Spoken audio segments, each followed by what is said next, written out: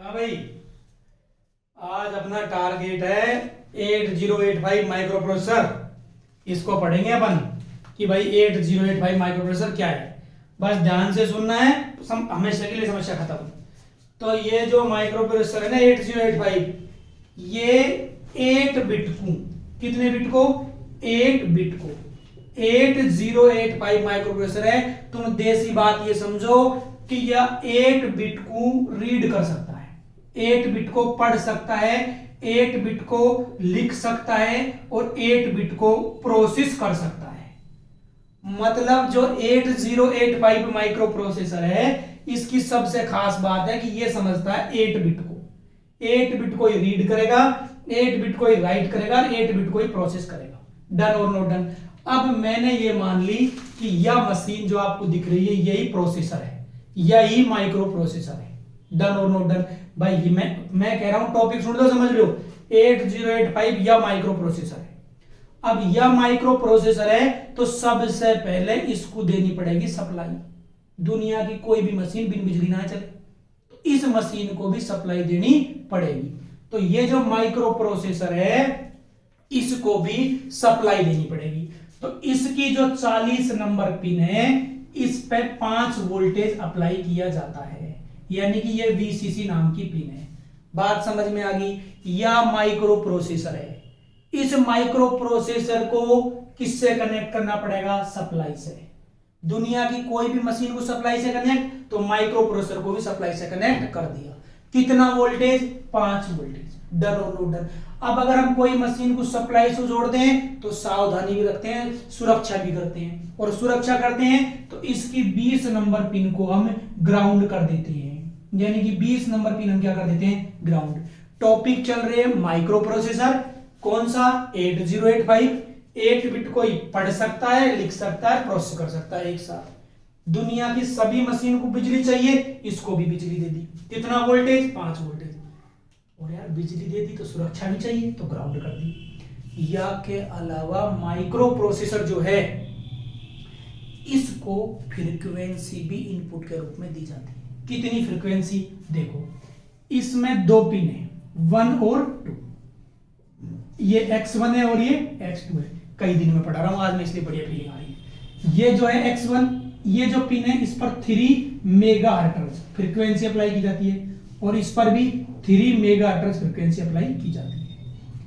Micro processor को frequency भी input का रूप में दी जाए। कितनी फ्रीक्वेंसी? 3 मेगाहर्ट्ज। अब ये 3 कितनी होगी? 6 मेगाहर्ट्ज आएगी कहां से? तो हमने एक ओसिलेटर लगा दिया, क्रिस्टल ओसिलेटर है ये। एक क्रिस्टल ओसिलेटर 6 मेगाहर्ट्ज जनरेट करेगा, 3 दे देगा। टॉपिक चल रहा है माइक्रो प्रोसेसर 8085। कितनी बिट का है? 8 बिट का है। सप्लाई जोड़ दिया, ग्राउंड कर दिया, और फ्रीक्वेंसी भी इनपुट के रूप में दे दी। ठीक, अब चलते हैं हम आगे। माइक्रो प्रोसेसर 40 पिन है। करता क्या है? किसी की शादी में नाचता है, किसी की शादी में गाता है ना। ये माइक्रो प्रोसेसर सीधी बात है, जोड़ता है, घटाता है, मल्टीप्लाई, इसके अलावा लॉजिकल ऑपरेशन, कंपैरिजन, ये सब काम करे। मतलब तुमको मैं देसी बात बता दूं, जोड़ सकते हैं हम इससे। जैसे फॉर एग्जांपल ये 2 है और ये 2 है, इनको जोड़ना है। कौन जोड़ेगा? Micro processor. 2 का मतलब क्या है? 0 1 0 और 0। ये दूसरे 2 का मतलब क्या है? 0 1 0 और 0। इनको ऐड करने का काम माइक्रो प्रोसेसर करेगा। हमें एडिशन करवाना है, हमें सब्ट्रैक्शन करवाना है, हमें कंपैरिजन करवानी है। कौन करेगा? माइक्रो प्रोसेसर नाम की मशीन करेगी। ठीक बात है। मतलब ये जो माइक्रो प्रोसेसर है एक्चुअल में प्रोग्राम है उन पर काम करता है। ये जो हमारा माइक्रो प्रोसेसर है एक्चुअल में प्रोग्राम पे काम करता है। चलिए बढ़िया है। अब 2-3 बातें हम आपको बता देते हैं। भाई ये मेरा माइक्रो प्रोसेसर प्रोग्राम पे काम करता है। अब हम आपको बताते हैं क्या है। देखो, मान लीजिए मेरी शादी है, ये मैं मान लेता हूं, और मैं अपने घर की पेंटिंग कर रहा हूं, और उसके बाद में मुझे अगला काम करना है, और वो काम आप ये मान के चलो कि मुझे अपनी शादी के कार्ड बांटने हैं। ये 2 काम है। ऐसे ही मेरा माइक्रो प्रोसेसर अभी किसी प्रोग्राम पर काम कर रहा है। मुझे अगले प्रोग्राम पर इससे काम करवाना है। तो ये जो 36 नंबर की पिन है ना, इस पर मैं एक सिग्नल अप्लाई करूंगा, उसका नाम है रीसेट इन, और रीसेट इन का बार, ये सिग्नल है। जैसे ही हम इस सिग्नल इस पर अप्लाई करेंगे माइक्रो प्रोसेसर पर, तो मेरा माइक्रो प्रोसेसर कोई काम कर रहा था किसी प्रोग्राम पर, जैसे ही मैं सिग्नल अप्लाई करूंगा तो ये नए प्रोग्राम पर काम करने लग जाएगा। मतलब जैसे मैं अपने घर की पेंटिंग कर रहा था, जैसे ही मुझे रीसेट इन सिग्नल मिलेगा तो मैं नए काम के लिए तैयार हो जाऊंगा। पता कैसे लगेगा मुझे? एक पिन है जिसका नाम है 3 नंबर, तो यहां पर एक सिग्नल हमें मिलेगा रीसेट आउट। जैसे ही मुझे रीसेट आउट सिग्नल मिला, इसका मतलब ये है कि अब माइक्रो प्रोसेसर रीसेट हो गया है, दोबारा शुरुआती कंडीशन में आ गया है, प्रोग्राम काउंटर 0 पर आ गया है। नहीं समझ में आया? कोई बात नहीं भाई, माइक्रो प्रोसेसर चल रहा है, उसको बिजली से जोड़ दिया, सुरक्षा के लिए ग्राउंड कर दिया, फ्रीक्वेंसी इनपुट का रूप में दे दी। करता क्या है माइक्रो प्रोसेसर? कभी नाचता है कभी गाता है ना, एडिशन, सब्ट्रैक्शन, मल्टीप्लिकेशन, कंपैरिजन, ये सब काम करता है। अब ये क्या नाटक है नया? रीसेट इन और रीसेट आउट। अरे भाई मैं देसी बात ये बता रहा हूं, कोई काम माइक्रो प्रोसेसर कर रहा था, अगला काम हमें करवाना है, तो हम सिग्नल अप्लाई करेंगे रीसेट इन। जैसे हम सिग्नल अप्लाई करेंगे ये नए काम के लिए तैयार हो जाएगा। हमको कैसे पता लगा ये तैयार हो गया? ये एक सिग्नल है 3 नंबर पिन पर, रीसेट आउट। जैसे ये 1 शो करेगा, इसका मतलब है कि अभी रीसेट हो गया, शुरुआती कंडीशन में आ गया। जैसे मैं घर की पेंटिंग कर रहा था, जैसे मुझे सिग्नल मिला कि भाई अगला काम करवाना है, तो मतलब मान लीजिए जो अगला काम करना है, तो मैं अगले काम के लिए तैयार हो, डन है। अब चलते हैं आगे, थोड़ा सा टफ है लेकिन समझ में आएगा। एक्चुअल में ये जो 5 नंबर की पिन है, ये है हमारी सीरियल इनपुट डेटा, और ये 4 नंबर की पिन है, ये है सीरियल आउटपुट डेटा। अब ये क्या नाटक है? अरे भाई आई को मतलब क्या होता है? इनपुट। तो मैं ये जो पिन है 5 नंबर की, इसका माध्यम से माइक्रो प्रोसेसर को एक एक बिट इनपुट के रूप में दी जाती है। जब हम इसको इनपुट देंगे तो ये हमें आउटपुट भी देगा, एकदम बढ़िया स्वस्थ। इस पिन के माध्यम से हम माइक्रो प्रोसेसर को इनपुट दे रहे हैं, एक एक बिट हमने इनपुट के रूप में दी। इसने माइक्रो प्रोसेसर ने उस बिट के माध्यम से कुछ भी समझा, और समझने के बाद में हमें क्या दिया? आउटपुट दिया। एकदम बढ़िया माइक्रो प्रोसेसर है, बढ़िया काम कर रहा है, एकदम बढ़िया प्रोग्राम पर काम चल रहा है।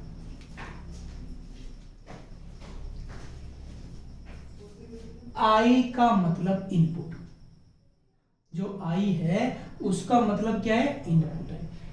इस पिन के माध्यम से हम इसको इनपुट दे रहे हैं, इनपुट के रूप में एक एक बिट आ रही है, ये उस बात को समझ रहा है, समझकर अपना कार्य कर रहा है, हमें क्या मिल रहा है? आउटपुट मिल रहा है।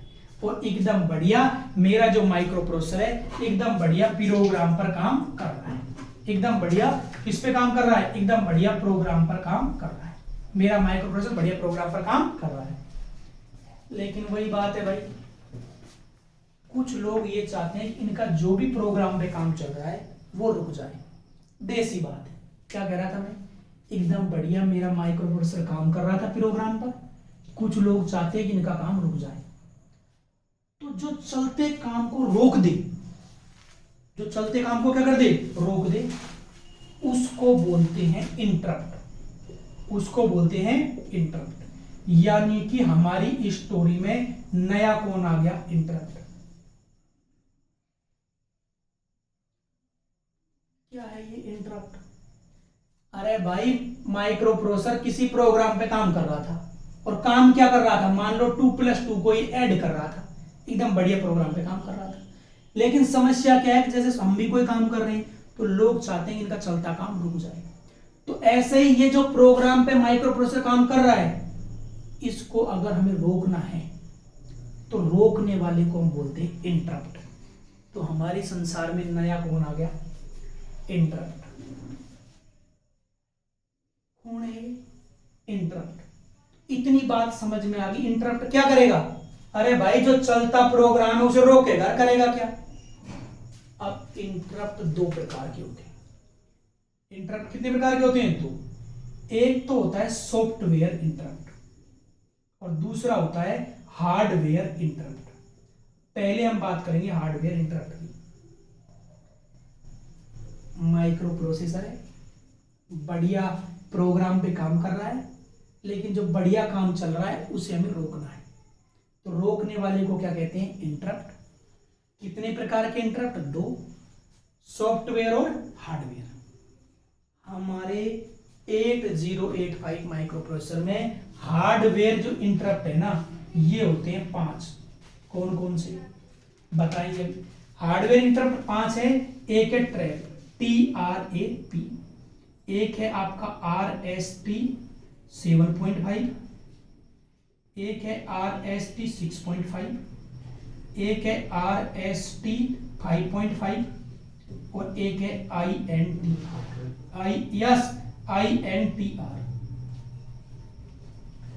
मतलब हमारी चर्चा में इंटरप्ट आ गए। इंटरप्ट अरे कछुना है, प्रोग्राम को रोकने वाले, चलते प्रोग्राम को रोकने वाले इंटरप्ट हैं। कितने प्रकार के? दो, सॉफ्टवेयर और हार्डवेयर। हम बात कर रहे हैं हार्डवेयर इंटरप्ट की। अब देखो, ये जो हार्डवेयर इंटरप्ट है, एक होता है ट्रैप, TRAP, एक होता है RST 7.5, एक है RST 6.5, एक है आपका RST 5.5 और एक है आपका INTR है वो एक। चलो इनकी बात कर लेते हैं। ये हो गया आपके 1 2 3 4 5। एक बार क्वेश्चन आ गया भाई दिल्ली मेट्रो में कि हार्डवेयर इंटरप्ट कितने प्रकार की होती हैं। मैंने कहा यार ये इंटरप्ट क्या होता है? उसने क्वेश्चन साफ लिखा, इंटरप्ट कितने प्रकार के होते हैं हार्डवेयर। मैंने कहा यार इंटरप्ट क्या होता है? फिर घर पता चला कि ये हार्डवेयर इंटरप्ट कितने प्रकार के होते हैं? 5 प्रकार के होते हैं। फिर अपने आप में पूरा कॉन्फिडेंस, दोबारा पेपर देने पहुंच गए। उसने कहा ये तो पता ही चल गया था कि भाई हार्डवेयर इंटरप्ट कितने प्रकार के होते हैं? 5 प्रकार के। अब उसने कहा कि भाई हाईएस्ट प्रायोरिटी किसकी होती है? तो ये जो ट्रैप है ना, उसकी हाईएस्ट प्रायोरिटी होती है। बात समझ में आ गई? और उसके बाद इसकी, उसके बाद इसकी, मतलब क्रम से। तो लोएस्ट प्रायोरिटी किसकी होती है? INTR की। हमने कहा यार अब तो हमारे बराबर कोई विद्वान ही ना है कि इतनी बात पता चल गई कि चलते प्रोग्राम को रोक दे उसको कहते हैं इंटरप्ट। और हार्डवेयर इंटरप्ट कितने प्रकार के हैं? 5 प्रकार के। और अब ये बात भी पता चल गया कि उनमें से सबसे ज्यादा प्राथमिकता किसकी है? ट्रैप की। मन किया अब अपने बराबर है देश में कोई विद्वान ना है, वानों की बेटा गणाई है। कहते भाई अब बता दे तुम्हें ये क्या नाटक है। मेरा कोई भी प्रोग्राम चल रहा था, चलते प्रोग्राम को रोक दे उनको ट्रैप, मतलब चलते प्रोग्राम को जो बोलते हैं उन्हें इंटरप्ट बोलते हैं। और इंटरप्ट है 5। इनमें से सबसे ज्यादा प्राथमिकता किसकी है? ट्रैप की। अब इस बात का क्या मतलब है? प्रोग्राम चल रहा है, बढ़िया धुआंधार चल रहा है, मेरे से मान लो सिस्टर ने कहा भाई प्रोग्राम रोक दो, मान लो बड़े भाई ने कहा भाई प्रोग्राम रोक दो, दादाजी ने कहा, अम्मा ने कहा भाई प्रोग्राम रोक दो। हमने नहीं रोका, लेकिन मान लो पापा कह दे तो रोकना ही पड़ेगा, माननी पड़ेगी, मतलब टाल नहीं सकते। इस तरह इसका मतलब ये है कि ये जो ट्रैप है इसकी हाईएस्ट प्रायोरिटी होती है। अगर ये सिग्नल आ गया, हार्डवेयर इंटरप्ट ने ये सिग्नल मिल गया, तो प्रोग्राम का एग्जीक्यूशन रोकना ही है, क्योंकि ये जो ट्रैप है इसकी आपकी क्या है? हाईएस्ट। ये जो ट्रैप है इसकी आपकी हाईएस्ट प्रायोरिटी है। डन और नो डन, यानी ट्रैप की आपकी क्या होगी? हाईएस्ट। अब एक और very very important question trap से आता है कि भाई ये है ना नॉन मास्केबल है, ये आपका नॉन मास्केबल। अब ये नॉन मास्केबल है, इसका क्या मतलब है? नॉन मास्केबल एग्जाम में क्वेश्चन आया था एकदम बढ़िया कि कौन सा आपका इंटरप्ट है जो कि नॉन मास्केबल है। तो हमने रट लिया कि भाई ये जो आपका ट्रैप है ये नॉन मास्केबल है। अब हमारा कॉन्फिडेंस डबल, हमें एकदम बढ़िया पता चल गया कि भाई एग्जाम में क्वेश्चन आया था कि कौन सा आपका इंटरप्ट है जो कि नॉन मास्केबल है। हमने रट लिया ट्रैप है। अब हम जाने नहीं इसका मतलब क्या होता है। क्वेश्चन आ गया ट्रैप को नॉन मास्केबल इंटरप्ट क्यों कहते हैं? ट्रैप को नॉन मास्केबल इंटरप्ट क्यों कहते हैं? अब हम आपको 2 मिनट में समझाते हैं। देखो, पहली बात तो यह कि प्रोग्राम का एग्जीक्यूशन इनके कारण रुक जाता है। ये जो ट्रैप है ना, इसको हम डिसेबल नहीं कर सकते, इसको हम डीएक्टिवेट नहीं कर सकते।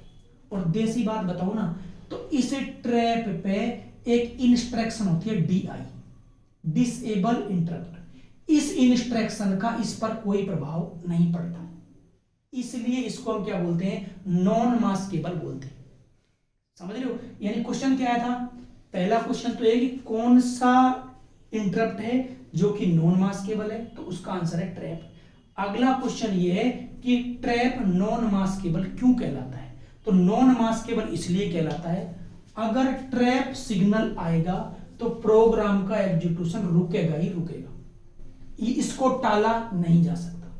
क्यों? और अगर टेक्निकल बात करें तो डिसेबल, डी का मतलब डिसेबल, डीएक्टिव यानी कि निष्क्रिय। ये जो निष्क्रिय इंस्ट्रक्शन है इसका इस पर कोई प्रभाव नहीं पड़ता, यानी कि इसके माध्यम से इसको हम डीएक्टिव नहीं कर सकते। और देसी बात है यार, मम्मी पापा भाई बहन किसी को भी टाला जा सकता है, लेकिन पापा ने कह दिया काम रोकना है मतलब रोकना है, इसलिए ये क्या है, नॉन मास्केबल है, मतलब ये डीएक्टिव होगा ही नहीं। मैंने कहा अब तो यार अपना पूरे होशियार हो गए, पूरे देश में अपने बराबर कोई होशियार नहीं। एक बार आ गया क्वेश्चन एग्जाम में कि कौन सा इंटरप्ट है, इंटरप्ट अरे कछुना है जो प्रोग्राम को रोक दें, वो इंटरप्ट है। कितने होते हैं हार्डवेयर इंटरप्ट? 5 होते हैं। अब एक क्वेश्चन आया एग्जाम में कि कौन सा इंटरप्ट है जो कि नॉन वेक्टर्ड है। क्वेश्चन ये था कि कौन सा इंटरप्ट है जो कि नॉन वेक्टर्ड है, नॉन वेक्टर्ड। ये क्वेश्चन आया था कि कौन सा इंटरप्ट है जो कि नॉन वेक्टर्ड है। हमने कहा हमारे बराबर देश में कोई होशियार नहीं है, दिमाग खराब करने की कोई आवश्यकता नहीं है। उसने कहा बेटा ऐसे बहुत सारे होशियार आते हैं, तुम तो ये बताओ कि नॉन वेक्टर्ड इंटरप्ट कौन सा है। हमने कहा नॉन इंटरप्ट, तुम्हें नॉन मास्केबल बता देती है कि ट्रैप है वो नॉन मास्केबल है और उसको कभी भी डीएक्टिवेट नहीं कर सकती। उसने कहा तुमसे हमने पूछा क्या है, तुमसे हमने पूछा है, तुमसे हमने यही पूछा है कि नॉन वेक्टर्ड इंटरप्ट कौन सा है। मैंने कि हार्डवेयर इंटरप्ट 5 होते हैं। मैंने तुमसे पूछा क्या है, पूछा है कि नॉन वेक्टर्ड इंटरप्ट कौन सा है, फिर उसको घुमा के कह दिया कि नॉन मास्केबल तो ट्रैप है। उसने कहा भाई हम ये पूछ रहे नॉन वेक्टर्ड कौन सा है, तो ध्यान रखना नॉन वेक्टर्ड है वो INTR है। हमने रट लिया कि भाई इंटरप्ट रिक्वेस्ट ये नॉन वेक्टर्ड है। अब गए पूरे कॉन्फिडेंस के साथ। उसने पूछा था कि भाई नॉन वेक्टर्ड कौन सा है, बता दिया INTR। फिर अगले एग्जाम में आ गया कि ये बताओ तुम कि ये जो INTR है ना ये नॉन वेक्टर्ड क्यों कहलाता है। मैंने क्या कह रहा है, ये इतनी गंदी बातें पूछ रहा है, ये नॉन वेक्टर्ड क्या होता है।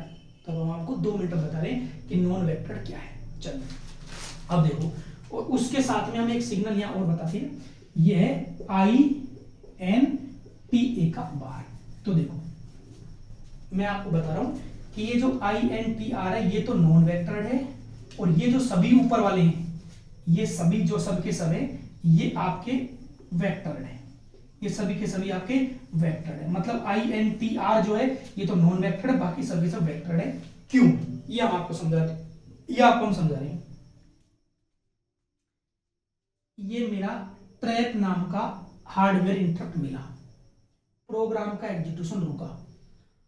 अब वो प्रोग्राम जाएगा कहां, वो जो लोकेशन है ना वो ट्रैप के पास होती है। नहीं समझ में आया कोई बात, RST 7.5 ये हार्डवेयर इंटरप्ट आया, मेरे प्रोग्राम का एग्जीक्यूशन रुक गया। रुकने के बाद वो प्रोग्राम किस लोकेशन पर जाएगा, ये लोकेशन इसके पास होती है। लेकिन INTR सिग्नल आया, प्रोग्राम का एग्जीक्यूशन रुका, लेकिन रुकने के बाद वो प्रोग्राम किस लोकेशन पर जाएगा, वो लोकेशन इसके पास INTR के पास नहीं होती और एक्सटर्नल हार्डवेयर चाहिए, इसलिए इसको नॉन वेक्टर्ड कहते हैं। दोबारा बता देती हूं, INTR सिग्नल आया, प्रोग्राम का एग्जीक्यूशन रुका, रुकने के बाद वो प्रोग्राम किस लोकेशन पर जाएगा, वो लोकेशन इस INTR के पास नहीं होती और एक्सटर्नल हार्डवेयर चाहिए। इसमें एक्सटर्नल हार्डवेयर चाहिए, ये जो INTR है इसके केस में हमें एक्सटर्नल हार्डवेयर चाहिए, एक्सटर्नल हार्डवेयर चाहिए, बाकी सभी में नहीं चाहिए। बाकी ये जो आपके बचे ऊपर वाले इनमें नहीं चाहिए, इसलिए ये आपका क्या कहलाता है, नॉन वेक्टर। अब बात है ये INTA के बाद ये क्या नाटक है, इंटरप्ट एक्नॉलेज। अब ये समझ नहीं आया क्या है। जैसे ही INTR सिग्नल आएगा, हमारे प्रोग्राम का एग्जीक्यूशन मान लीजिए रुक गया, रुकने के बाद किस लोकेशन पर जाएगा, उसके लिए एक्सटर्नल हार्डवेयर चाहिए। तो ये पिन जैसे ही आपकी जीरो होगी, ये पिन आपकी जैसे ही जीरो होगी, तो ये एक्सटर्नल हार्डवेयर प्रोवाइड करेगा, और उस एक्सटर्नल हार्डवेयर जो प्रोवाइड करेगा उस लोकेशन पर ये वाला प्रोग्राम जाएगा। इंटरप्ट एक्नॉलेज, बात समझ आई। तो चलिए इसे हल्का सा कर देते हैं। देसी बात ये भाई, जो प्रोग्राम को रोक दे वो इंटरप्ट है, ठीक बात है।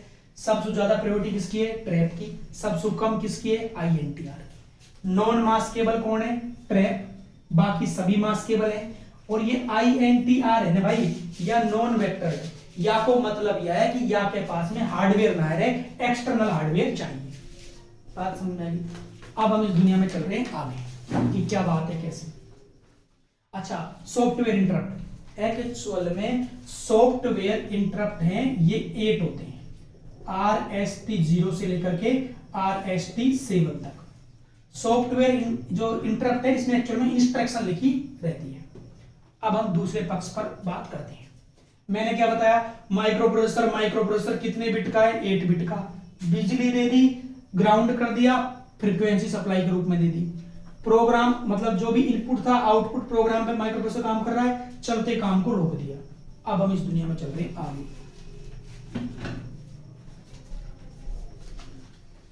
माइक्रो प्रोसेसर की सबसे बड़ी कमी क्या है, ये जो माइक्रो प्रोसेसर है 8085, इसकी सबसे बड़ी कमी क्या है।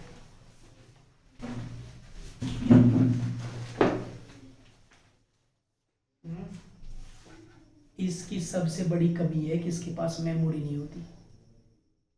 8085 माइक्रो प्रोसेसर है, इसकी सबसे बड़ी कमी क्या है कि इसके पास क्या नहीं होती, मेमोरी।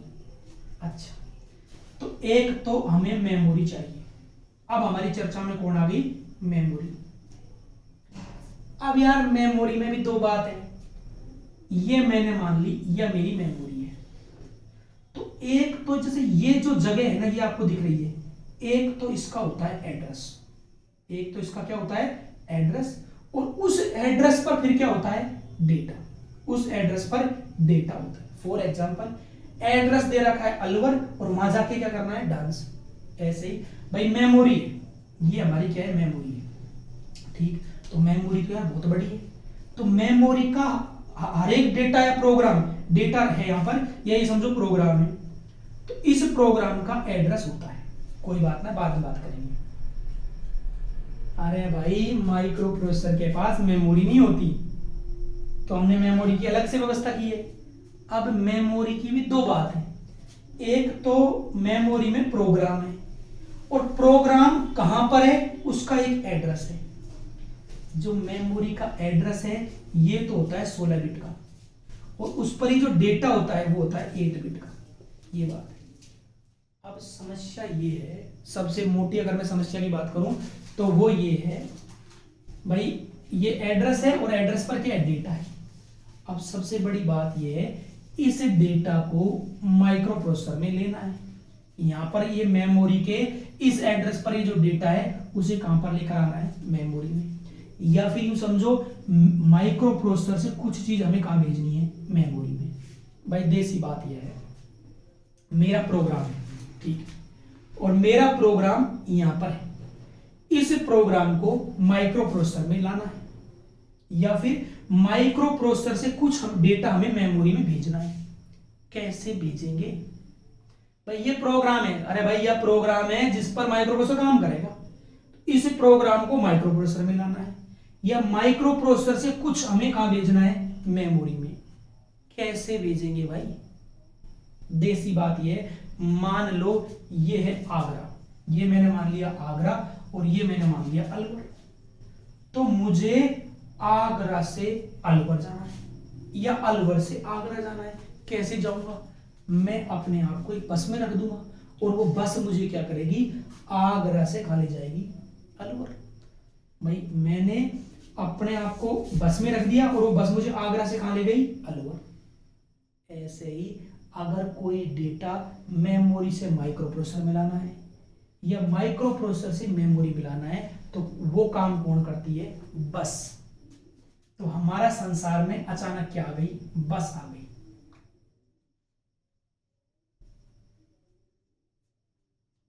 क्या आ गई?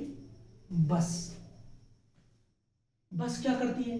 अरे भाई बस ये करती है, डेटा को माइक्रो प्रोसेसर से मेमोरी में ले जाती है या डेटा को मेमोरी से माइक्रो प्रोसेसर में लाती है। तो 8085 माइक्रो प्रोसेसर में अचानक किसकी चर्चा आने लग गई? बस की। तो एक एग्जाम में क्वेश्चन आ गया भाई कि जो 8085 माइक्रो प्रोसेसर है इसमें कौन कौन सी बस होती है? मैंने कहा बस तो मतलब गांव में चलती है या सिटी में चलती है, एक जगह से दूसरी जगह जो लोगों को ले जाती है। कह भाई ये बात चल रही है 8085 माइक्रो प्रोसेसर की, इसमें बताओ बस कितने प्रकार की होती है? तो फिर बाहर आके पता चला एग्जाम होने के बाद कि यार बस तो 3 प्रकार की होती है। बस कितने प्रकार की होती है? 3। कौन कौन सी? Address bus. 3 प्रकार की बस होती है। एक तो है एड्रेस बस, एक क्या है? डेटा बस, और तीसरी कौन सी है? Control bus. ये 3 तरह की बस होती है micro processor. Address bus, data bus और कंट्रोल बस। हमारा कॉन्फिडेंस डबल सा। अब हम किसको गिनने वाले हैं? अब तो हमारा कॉन्फिडेंस डबल। हमको ये पता चलेगा यार 8085 माइक्रो प्रोसेसर में जो है ना बस होती है कितनी? 3। एड्रेस बस, डेटा बस और कंट्रोल बस। मैंने कहा अब हमारे बराबर देश में कोई होशियार नहीं। फिर आ गया भाई एग्जाम में क्वेश्चन कि एड्रेस बस कितने बिट की होती है? तो ध्यान रखना, एड्रेस बस है ना वो 16 बिट की होती है। डेटा बस कितने बिट की होती है? 8 बिट की होती है। एड्रेस बस क्या होती है? यूनिडायरेक्शनल होती है। डेटा बस क्या होती है? बाई डायरेक्शनल होती है। By directional. कंट्रोल बस क्या होती है? यूनिडायरेक्शनल होती है। यार मेरे समझ में आए कि बस करेगा ही है। बस क्या होती है? एग्जाम में आ गया बस का क्या काम है? तो पता चला यार बस है ना या का माध्यम से डेटा जावे माइक्रो प्रोसेसर से मेमोरी में और मेमोरी से माइक्रो प्रोसेसर। अच्छा कोई बात नहीं, बात चलती रही ऐसे हम कंपटीशन में आगे चलती रही। तो एड्रेस बस 16 बिट की है। तो देखो ये हो गया आपका AD0 एड्रेस और डेटा बस, ये भी आपका AD1, ये हो गया आपका AD2, ये हो गया AD3, ये हो गया AD4, ये हो गया AD5, ये हो गया आपका AD6 और ये हो गया आपका AD7। ये हो गया आपका A8, ये हो गया A9, A10, A11, A12, A13, A14 और A15। ये हो गया। और ये अब बात करेंगे 30 नंबर पिन है आपकी ALE एड्रेस लेच इनेबल। अब मैं आपको समझा रहा हूँ, आराम से, कोई घबराने की बात ना है। देखो मुझे समझ में आ रहा है तो तुम्हें भी आ जाएगा समझ में, और ना है समझ में आए तो भाई समझना है भाई, बिना हमारे स्वरूप थोड़ी ना मिलेगा। अब देखो हम क्या कह रहे हैं, अब हम आपको समझाने की कोशिश कर रहे हैं। क्या समझाने की कोशिश कर रहे हैं? माइक्रो प्रोसेसर में मेमोरी तो नहीं होती, लेकिन मेमोरी के रूप में रजिस्टर होते हैं। माइक्रो प्रोसेसर है, इसमें मेमोरी के रूप में क्या होते हैं? रजिस्टर। अच्छा कौन कौन से? एक रजिस्टर है एक्यूमुलेटर, एक है फ्लैग रजिस्टर, एक रजिस्टर है BC, एक है DE, एक है आपका HL, एक है स्टैक पॉइंटर और एक है प्रोग्राम काउंटर। ये क्या नाटक हो गया बीच में? माइक्रो प्रोसेसर में मेमोरी नहीं है, ठीक है, मेमोरी नहीं है तो मेमोरी के रूप में यहां क्या है? रजिस्टर है। ये जो रजिस्टर है इनमें टेम्पोररी डेटा स्टोर होता है।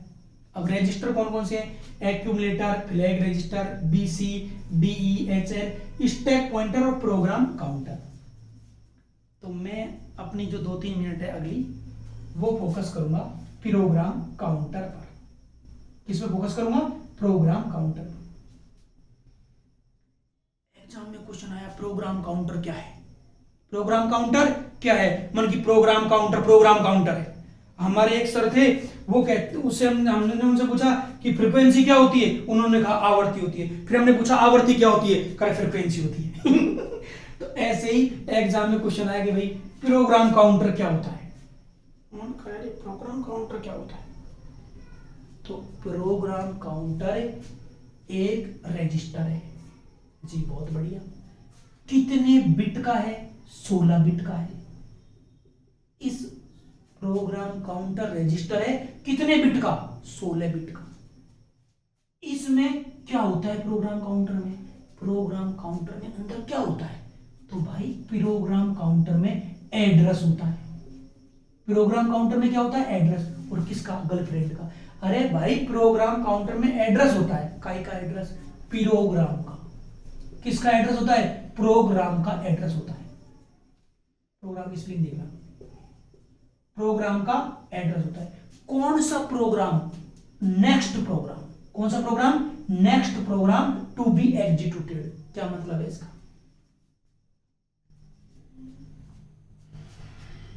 Program counter.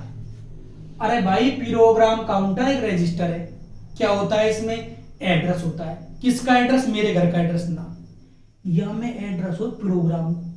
कौन सा प्रोग्राम? वो प्रोग्राम, अगला वाला प्रोग्राम जिस पर कि माइक्रो प्रोसेसर को काम करना है। अब इस बात को मैं तुम्हें समझा रहा हूं भाई।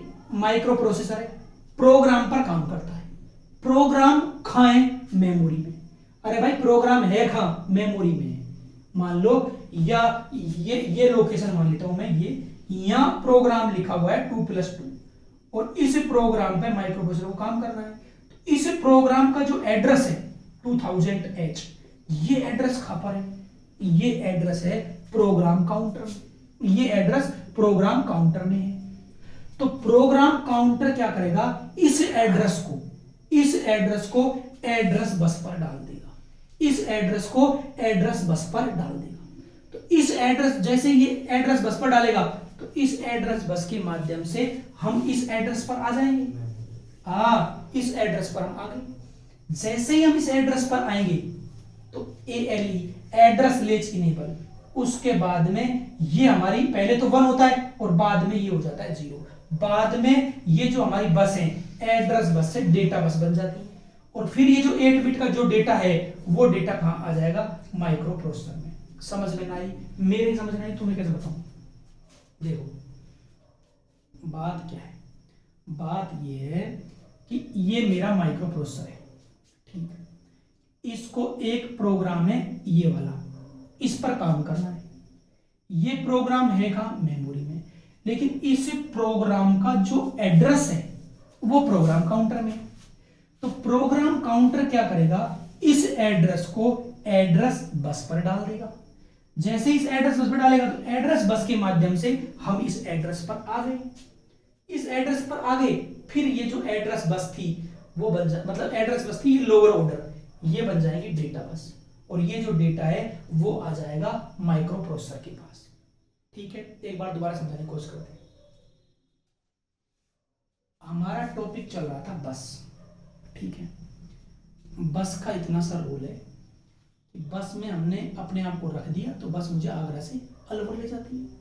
ऐसे ही ये जो बस है AD0 से लेकर AD7 तक और A8 से A15 तक, इन बसन को इतना सो काम है, जैसे इन पर हमने डाल दिया एड्रेस, इन पर हमने एड्रेस डाल दिया 0000000 और मान लो ऐसे कोई भी, मान लो जैसे फॉर एग्जांपल 0 यानी क्या था, ये था 0 0 0 और 0, इसके बाद हम 0 1 और 0 और 0, ये एड्रेस मैंने डाल दिया।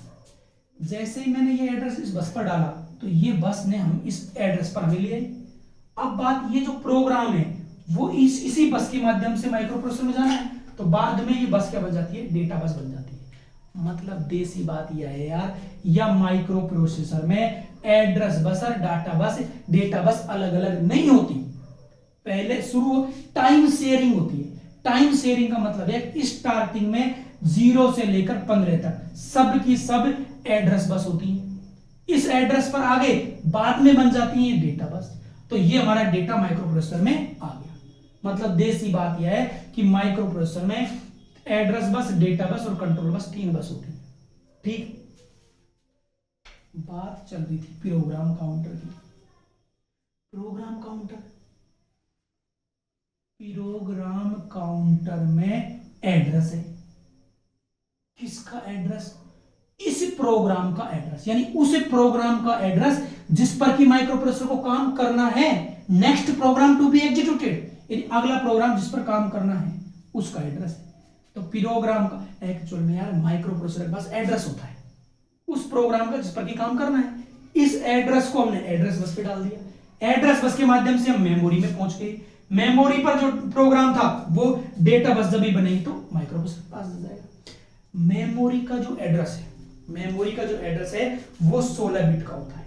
मेमोरी का एड्रेस 16 बिट का होता है, प्लस एक होता है इनपुट पोर्ट, एक होता है इनपुट पोर्ट और एक होता है output port. Output port, input port और आउटपुट पोर्ट, इनका एड्रेस होता है 8 बिट का, इनका एड्रेस 8 बिट का होता है। डन और नोट। अब हम इस दुनिया में चलते हैं आगे। ये हमारी बस की बात हुई, यानी हमने बस की बात की, साथ में प्रोग्राम काउंटर की बात की। अब हम इस दुनिया में थोड़ा सा आगे चलते हैं। चलिए, अच्छा, ALE का मतलब है एड्रेस लेच इनेबल। ये आउटपुट पिन है। जैसे ही मैंने पिन देखी तो मुझे आउटपुट में दिखा 1। इसका मतलब ये है कि मेरी सभी जो पिन है वो काम कर रही है एड्रेस बस की तरह, जो कि शुरुआत में होता है। बाद में ये पिन क्या शो करने लगती है? 0। इसका मतलब ये है कि अब ये जो मेरी पिन है ये काम कर रही है डेटा बस की तरह। चलिए ठीक है, अब हम इस दुनिया में चलते हैं आगे। अब देखो, अब हम इस दुनिया में आगे चलते हैं कि आगे क्या बात है।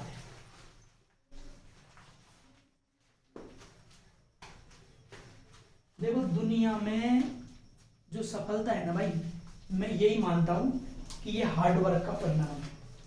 ये सब बातें मैंने कई बार पढ़ी तभी मुझे याद है, और अभी तुम्हें समझाने का बेस्ट प्रयास कर रहा हूं। कई लोग कहते हैं यार नहीं समझ पा रहा, मेरे पास कोई इलाज नहीं। अब हम बात करते हैं 39 और 38 पिन की बात करते हैं। 2 पिन है एक्चुअल में। ये जो 39 पिन है ये होल्ड HOLD, और जो 38 पिन है ये HLDA। और ये है मेमोरी, ये हमने मान ली कि ये मेमोरी है, ठीक है। क्या लिखा मैंने? HOLD, और ये क्या लिखा है? HLDE। क्या है ये बताते हैं। एक्चुअल में एक और इंस्ट्रूमेंट है, जैसे मेमोरी है, माइक्रो प्रोसेसर है, इनपुट पोर्ट है, आउटपुट पोर्ट है, ऐसे ही एक इंस्ट्रूमेंट और है, उसका नाम है DMA controller, direct memory assist controller. एक इंस्ट्रूमेंट है जिसका नाम है direct memory assist controller. Yes, तो हम आपको 2 एग्जांपल देंगे और फिर उसके माध्यम से आपको समझाएंगे। डायरेक्ट मेमोरी असिस्ट कंट्रोलर, अगर मान लीजिए कोई भी काम है और मान लीजिए हमारी जो सिस्टर है वो कहती है भाई तुम्हें ये काम करना है, तो हम अपने सभी काम रोक करके अपनी सिस्टर का काम करेंगे, भाई जो भी घर का जो भी वर्क है। ऐसे ही DMA कंट्रोलर है ना, ये होल्ड पिन के माध्यम से रिक्वेस्ट करता है। जो DMA कंट्रोलर है होल्ड पिन के माध्यम से माइक्रो प्रोसेसर से रिक्वेस्ट करता है। क्या रिक्वेस्ट करता है? कि भाई मेरी इमरजेंसी है और मैं तुम्हारी एड्रेस और डेटा बस को यूज करना चाहता हूं। तो कुछ बातें ऐसी होती है, मतलब हमें सिस्टर ने बोला तो हमें हेल्प करनी होगी, तो तुरंत माइक्रो प्रोसेसर की ये जो पिन है 38 वो हो जाती है बंद, यानी कि होल्ड एक्नॉलेज। इसका मतलब ये है माइक्रो प्रोसेसर कह देता है ठीक है तुम हमारी एड्रेस और डेटा बस को यूज कर लो। माइक्रो एक्चुअल में जो डायरेक्ट मेमोरी असिस्ट, ये भाई सीधी ही मेमोरी को क्यों नहीं असिस्ट कर लेता? ये माइक्रो प्रोसेसर से क्यों रिक्वेस्ट कर रहा है? एक्चुअल में DMA जो कंट्रोलर है ना, माइक्रो प्रोसेसर की एड्रेस और डेटा बस को यूज करना चाहता है। तो डायरेक्ट मेमोरी असिस्ट कंट्रोलर है, डायरेक्ट मेमोरी को असिस्ट करता है 8085 की एड्रेस और डेटा बस को यूज करते हुए, जबकि माइक्रो प्रोसेसर को ये क्या करता है? बाईपास करता है। बात समझ आई? दोबारा बताते हैं। अरे भाई, होल्ड और HLD, होल्ड पिन पर रिक्वेस्ट की किसने? DMA कंट्रोलर, कि भाई मुझे आपकी एड्रेस और डेटा बस चाहिए, तो ये तुरंत कहता है एक्नॉलेज कि भाई ठीक है तुम यूज कर लीजिए। तो ये माइक्रो प्रोसेसर को बाईपास करते हुए मेमोरी को असिस्ट करता है इसकी एड्रेस और डेटा बस को यूज करते हुए। ये आपको समझ में आया होगा। अच्छा, और इसकी शायद जो उसका नाम है वो है 8257। I am not sure but 8257 है शायद। अब उसके बाद चलते हैं आगे। 37 पिन हम आपको बताते हैं। एक्चुअल में 37 जो पिन है वो है CL की, यानी कि क्लॉक है। अब ये क्या नाटक है भाई, हमको ऑन करने के लिए ट्रिगरिंग चाहिए, यानी कि एक तरह से एक्सटर्नल पल्स चाहिए।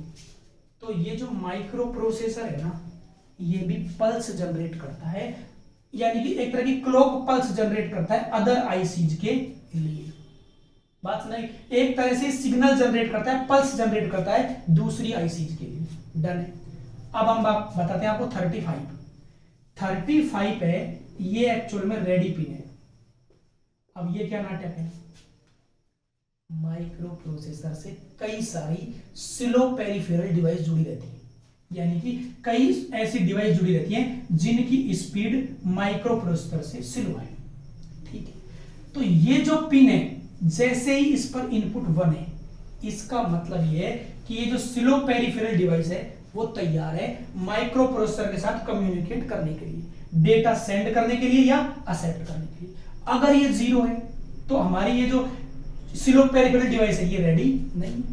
अब हम बात करते हैं 34 की। ये जो एक्चुअल में हम आपको एक बात बताते हैं, ये जो 29 है ये होती है S0, 23 होती है ये आपकी S1 होती है, ये आपकी है IO ऑब्लिक आपका M बार है, और अगर हम इसकी बात करें तो ये राइट है और ये आपकी रीड है।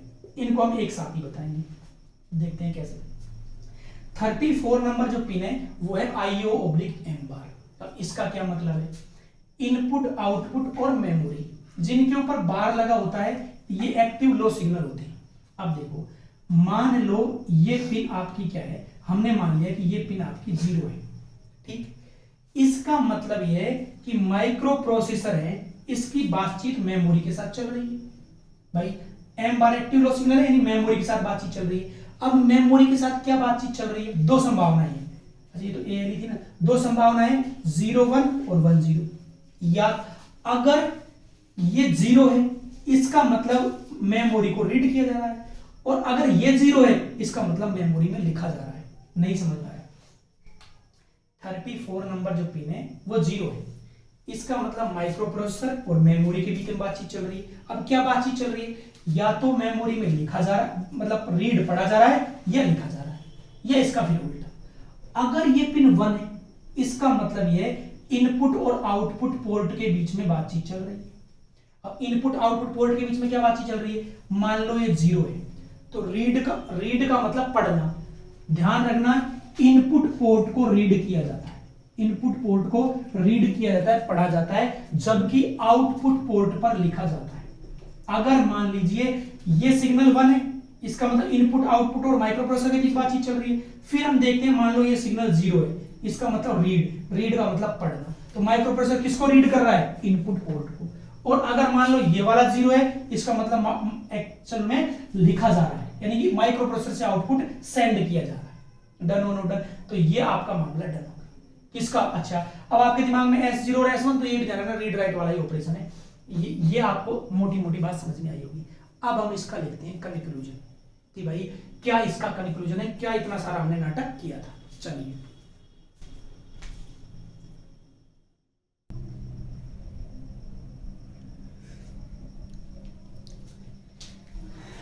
ये ना कंक्लूजन है, जो अभी हमने इतनी सारी बातें की थी, इनका ये कंक्लूजन है।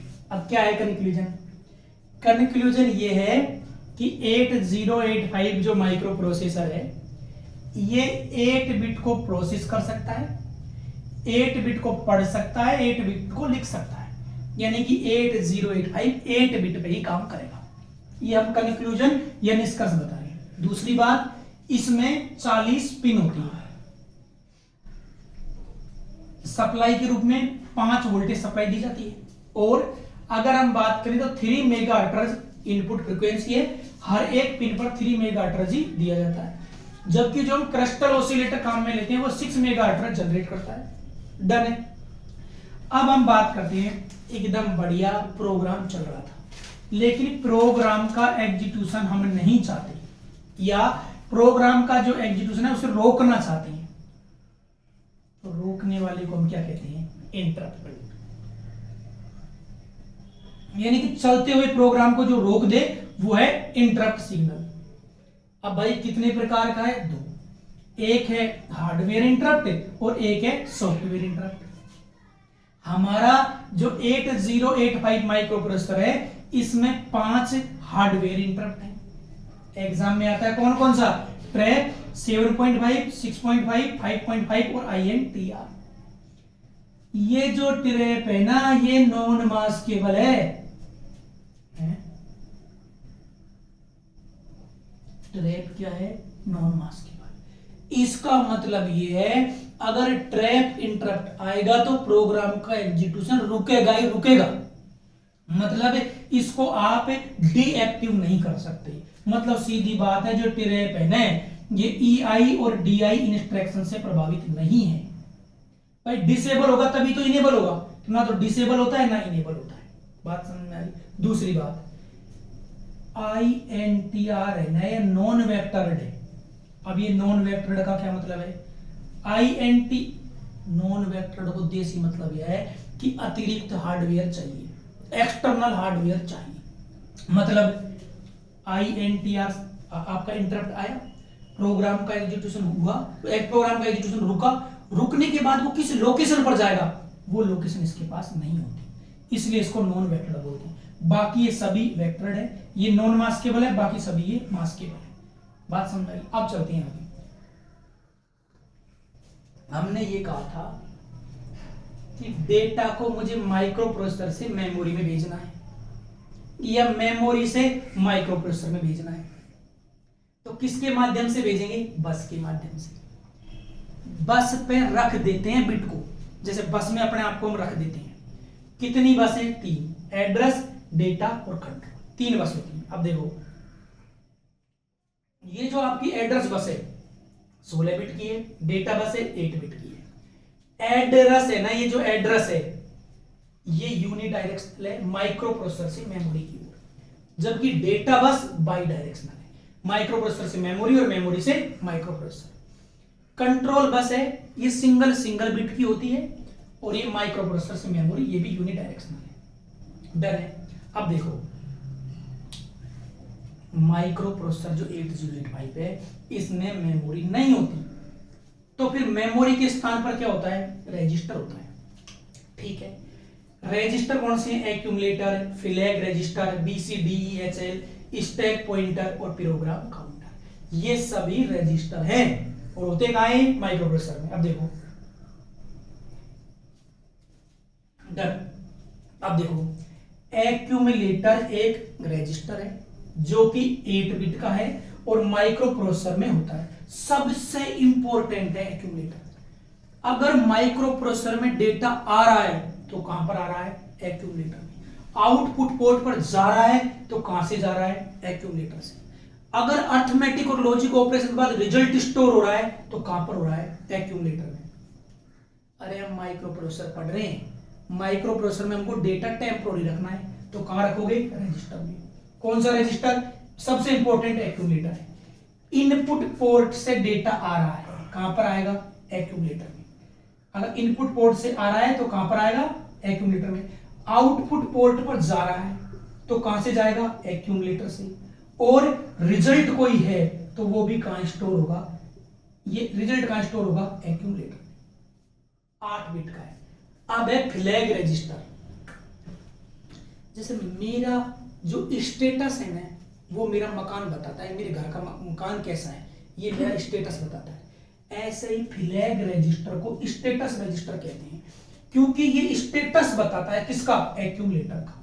जो फ्लैग रजिस्टर है मतलब वही बात है, कुछ लोग खुद के बारे में नहीं दूसरे के बारे में बताते हैं। जैसे मैं हूं, कोई मेरे घर गया, उसने मेरा घर देखा तो मेरा घर मेरा स्टेटस बता रहा है।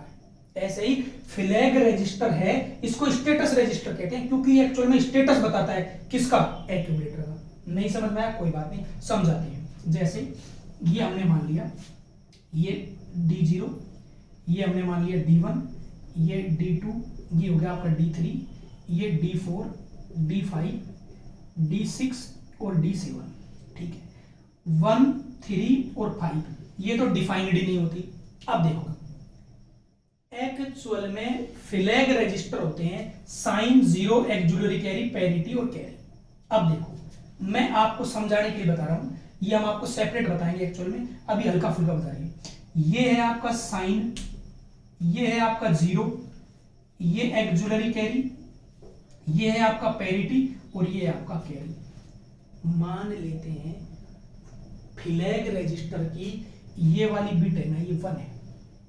कौन सा? फ्लैग रजिस्टर है और इसकी ये वाली बिट क्या है? 1 है।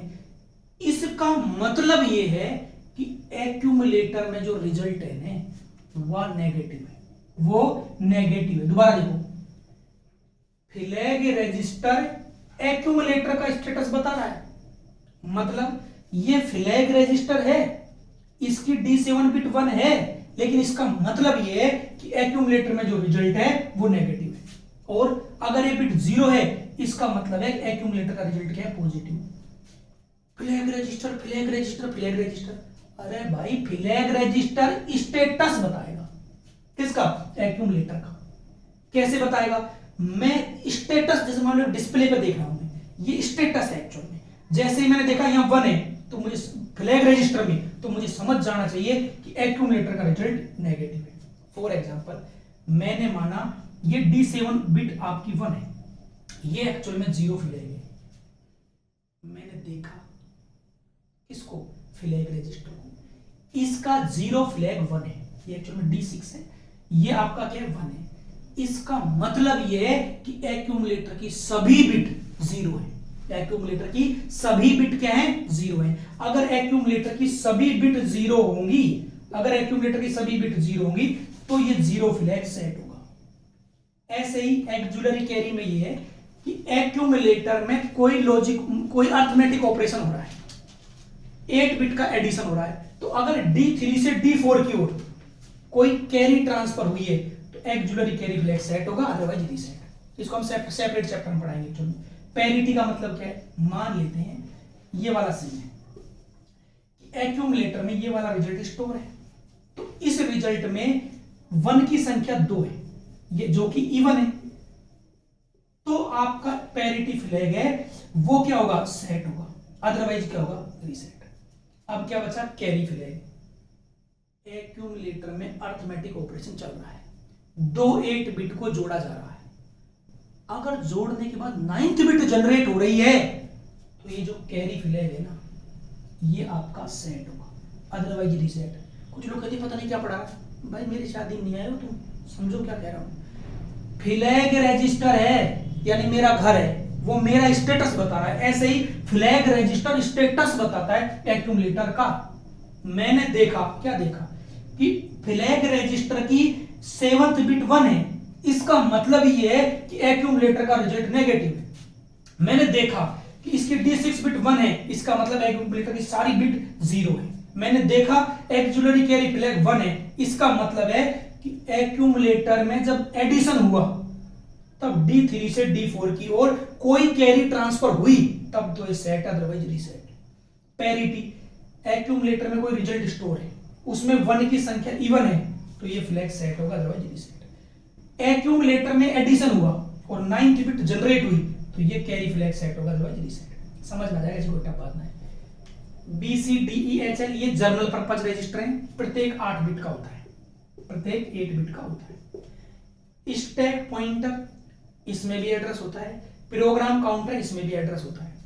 मेमोरी का एड्रेस दोनों में 16-16 बिट का होता है। इसमें नेक्स्ट प्रोग्राम का होता है, next program to be executed. Stack pointer में किसका एड्रेस होता है? Top of the stack, top of the stack. बात समझ में आएगी। इसके अलावा मैंने क्या लिखा है? DMA, direct memory access. मैंने बताया था DMA डायरेक्ट मेमोरी एक्सेस जो कंट्रोलर है, ये एक्चुअल में माइक्रो प्रोसेसर को तो बाईपास कर रहा था और माइक्रो प्रोसेसर की एड्रेस और डेटा बस को यूज कर रहा था। ALE का मतलब एड्रेस लेचिनेबल है। शुरू में सभी पिन एड्रेस बस की तरह काम करती है, बाद में डेटा बस की तरह। डन है। तो आई होप आपको ये समझ में आया होगा और समझने की कोशिश करें। अच्छा, इसमें 27 इनपुट पिन होती है। ये मेरा 8085 का हल्का सा मतलब एक डेमो आपको हमने दिया है और बढ़िया पढ़ाएंगे, ये आपको इजीली समझ में आया होगा। वेरी वेरी इंपॉर्टेंट है इंटरप्ट, ये रजिस्टर वगैरह सब एकदम बढ़िया। मेरी जो भी फीलिंग थी वो मैंने आपको बता दी। डन। मैं कुलदीप, मेरे साथ बैठे निशु, गजानन और अंजुल। तो बहुत बहुत धन्यवाद।